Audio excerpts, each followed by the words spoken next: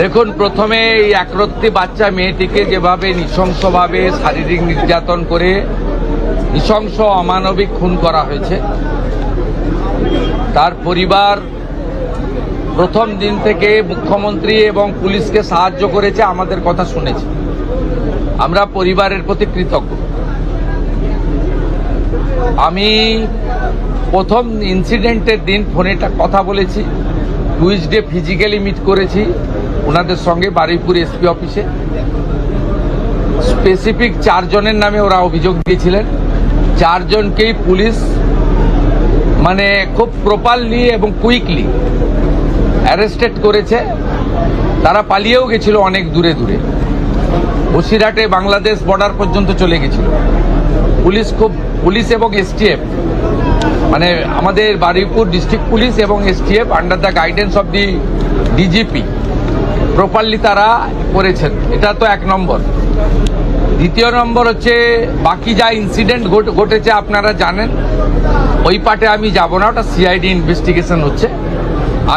আমি ওই পার্টে কোনো কমেন্ট করব না। আমি যেটা পরিবারকে আজকে বলে এসেছি যে কাস্টডি ট্রায়াল হবে এবং কনভিকশনের এক্সিকিউশন এটা কমপ্লিটলি মুখ্যমন্ত্রীর মনিটরিংয়ে হবে।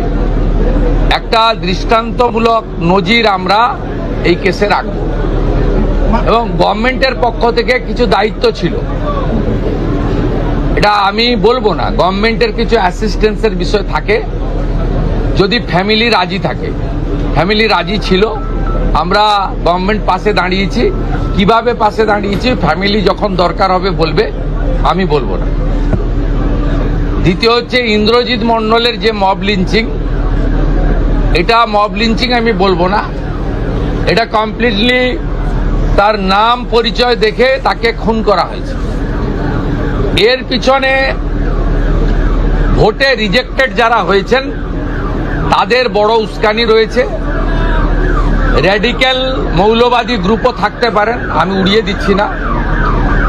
তাতে যতগুলো ছবি দেখা গেছে প্রত্যেককে পুলিশ অ্যারেস্ট করেছে, thanks to West Bengal police. একজনকে বকখালি থেকে তুলেছে, একজনকে দীঘা থেকে তুলেছে, এবং যাদের যাদের ভিডিও ফুটেজে সোশ্যাল মিডিয়াতে দেখা গেছে একটা 35 বছরের অবিবাহিত যুবক ছেলেকে হাত পা বেঁধে নৃশংসভাবে পিটিয়ে মারা হয়েছে সংগঠিতভাবে। সেক্ষেত্রেও আমরা পরিবারের পাশে দাঁড়িয়েছি। ওর বাবা মার হাতে আমরা আজকে 25 লক্ষ টাকার চেক তুলে দিয়েছি।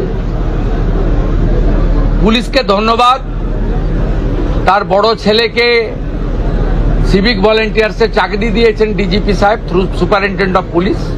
এই সূর্যপুর আউট পোস্টে তার ডিউটি। ডিএমকে ধন্যবাদ যে বাড়িটা ভেঙেছিল রিপেয়ার করে দিয়েছে 2 দিনের মধ্যে। বাবার বার্ধক্য ভাতা, মায়ের অন্নপূর্ণা দুটোই ডিএম সাহেব চালু করে দিয়েছে। আমরা এই পরিবারের দায়িত্ব নিয়েছি। ইন্দ্রজিৎকে আমরা ফিরিয়ে দিতে পারবো না। ইন্দ্রজিতের প্রত্যেকটা খুনি সমানভাবে ওই একরত্তির ছোট্ট কন্যার খুনিরা, শারীরিক নির্যাতনকারীরা যেভাবে আমি কথা দিয়েছি কাস্টডি ট্রায়াল হবে, ইন্দ্রজিতের খুনিদেরও তাদেরও খুব চূড়ান্ত চরম ভারতীয় ন্যায় সংহিতাতে যে শাস্তি আছে পাবে। ওই নির্যাতিতার পরিবার, ওই ছোট্ট বাচ্চা মেয়েটির পরিবার আমার কাছে মঙ্গলবার দিন এসপি অফিসে অনুরোধ, আমি বলবো না, যুক্তিগ্রাহ্য একটা সাজেশন দিয়েছিল যে আমার তো আর আদরের কন্যা ফিরবে না, যে সূর্যপুরে একটা আউটপোস্ট বানান। Thanks to home secretary Shrimati Sanghamitra Ghosh মহোদয়া, thanks to DGP mister Siddhinath Gupta IPS. তারা মুখ্যমন্ত্রীর কাছে করা এই পরিবারের ইচ্ছাকে কার্যকর করে দিয়েছেন উইদিন 4 days। আমি সূর্যপুর আউটপোস্ট উদ্বোধন করলাম। এখানে 4 officer, 2 SI, 2 ASI, 6 male constable, 2 female constable, 8 civic volunteers, women help desk এবং একটি কন্ট্রোল রুম, এবং পরে পরে 5-7 দিন লাগবে এখানে মোড়গুলোতে সিসিটিভি লাগানো এবং তার কন্ট্রোল রুম এখান থেকে করা। এই কাজগুলো তারা করবেন, আমাকে কথা দিয়েছেন ডিজিপি এবং সুপারিনটেন্ডেন্ট পুলিশ। আমি আশাবাদী যে পুলিশ এই বিষয়ে যথাযথ ব্যবস্থা নেবে। আমাদের ওই পরিবারটি অর্থাৎ নির্যাতিতার পরিবার আমাকে বলছিল যে প্রচুর অ্যারেস্ট ইত্যাদি হচ্ছে, আপনি বিষয়টা একটু দেখুন, আমাকে স্থানীয় লোকেরা চাপ দিচ্ছে। আমি বলেছি ভিডিও ফুটেজ দেখে রেল লাইনে যারা লোহার বিম ফেলছিল তারা কেউ ভারতপ্রেমী হতে পারে না, এটা রাষ্ট্রবিরোধী কাজ। আমাদের ইন্দ্রজিতের খুনি এদের সঙ্গে প্যার মহব্বত হতে পারে না। বাকি যদি কোনো নিরীহ লোক, অ্যাগ্রিভ লোক অ্যাজিটেশন করেছে, অ্যাজিটেশনকে আমরা ওয়েলকাম করি, কারণ এটাতেও কারোর ক্ষোভ দেখানোর ডেমোক্রেটিক হইতে দরকার রয়েছে। আমি আইজি সাহেব কঙ্কর বায়ুকে বিশেষ দায়িত্ব দিয়েছি যাতে কোনো নিরীহ লোকের উপরে কোনো রকম পুলিশি অত্যাচার টর্চার না হয়। যদি ভিড়ের মধ্যে ধরেও ফেলেন, তাদের যা সিস্টেম আছে এটা আমার ইন্টারফেয়ার করা উচিত নয়। আমি শুধু সাজেস্ট করেছি অ্যাজ এ হোম মিনিস্টার, যদি কোনো ইনোসেন্ট ফেঁসে থাকে তারা দেখবেন, আইজি সাহেব বিশেষভাবে দেখবেন। আর এখানে অনেক ভয়ে দোকান টোকান বন্ধ করে দিয়েছিলেন, এসপি মাইকিং করবেন, মাইকিং করার পরে সব নর্মাল করে দিন, ভয় পাওয়ার কোনো কারণ নেই। খুনিরা, ধর্ষকরা, রেল লাইন যারা ভাঙতে গেছিলেন তারা ভয়ে থাকুক, ভয় পাওয়াটা স্বাভাবিক, তাদের শিক্ষা দেওয়াটাও আমাদের কাজ আইনি পথে।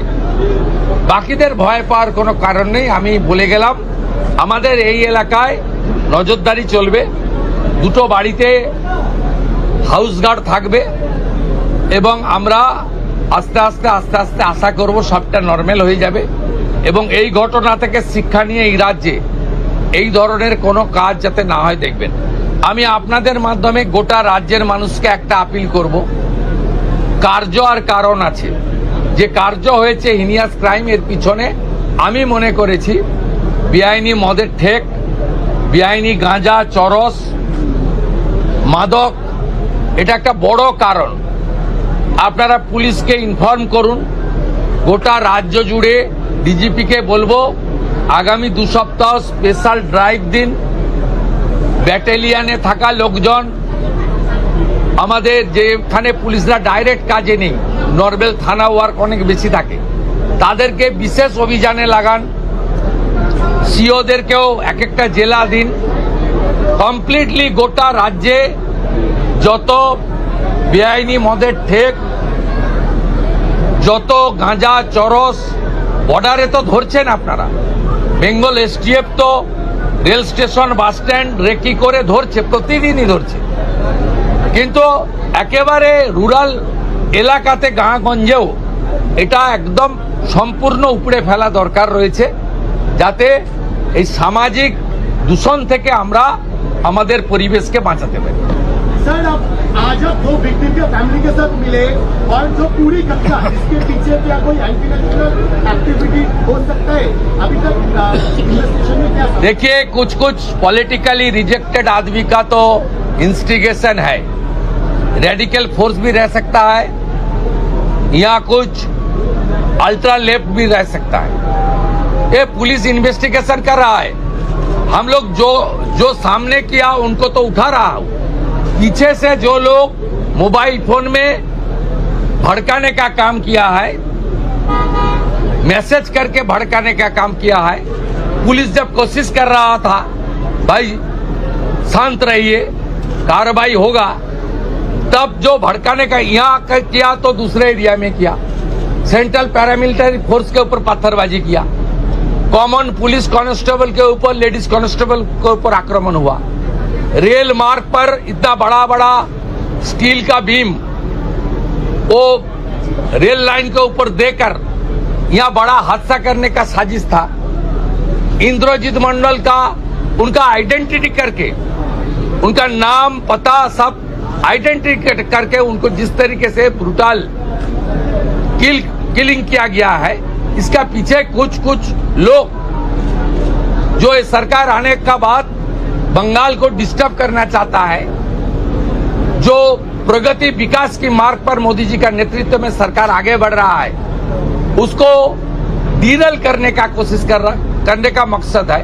वो लोग को तो इन्वॉल्व है, पुलिस इन्वेस्टिगेट कर रहा है। पीछे से जो लोग भड़काने का काम किया वो जिस पार्टी का हो सकता है, उसको भी सबक सिखाने का काम विद इन बीएनएस के अंदर पुलिस करेगा। ये मेरा फुल डायरेक्शन है पुलिस का।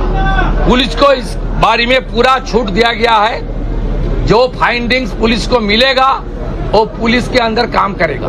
यहाँ बहुत senior police officer, ADG, IG, DIG सब लोग हैं।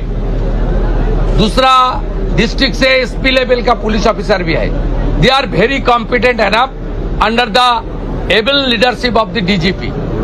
मेरा पूरा कॉन्फिडेंस है ये लोग अच्छा करेगा।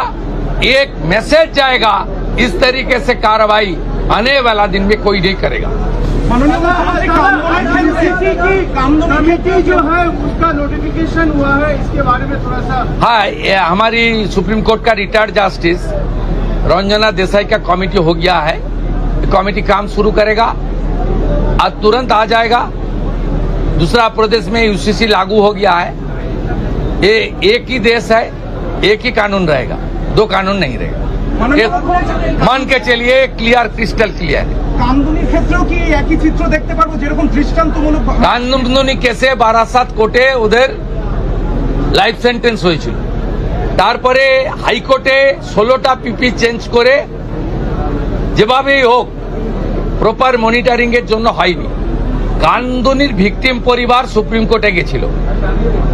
আমরা সুপ্রিম কোর্টে কামদুনির ভিকটির পরিবারকে সরকার সরকারি লয়ার দিয়ে সাপোর্ট দেব। এবারে বিষয়টা সুপ্রিম কোর্টের হাতে, কারণ আমরা কোর্টের ম্যাটারে আমি কিছু বলতে পারি না। আমি কমিট করছি, বারাসাত কোর্ট যে জাজমেন্ট দিয়েছিল, হাইকোর্ট সেই জাজমেন্টকে ভয়েড করেছিল, বাতিল করেছিল। তার এগেনস্টে অ্যাগ্রিভড লোকেরা বাদী সুপ্রিম কোর্টে গেছে। সুপ্রিম কোর্টে এতদিন রাজ্য সরকার অপোজ করছিল। রাজ্য সরকারের পক্ষ থেকে সুপ্রিম কোর্টে অপোজ করা হবে না। আমি যেমন home minister, Lord judicial minister also I will convey my message to আমাদের স্ট্যান্ডিং কাউন্সিল যারা আছে তাদেরকে আমি কনভে করব। আপনি রেস্ট অ্যাসিওর থাকুন, এসব ক্ষেত্রে পশ্চিমবঙ্গ সরকার কোনো ত্রুটি রাখবে না।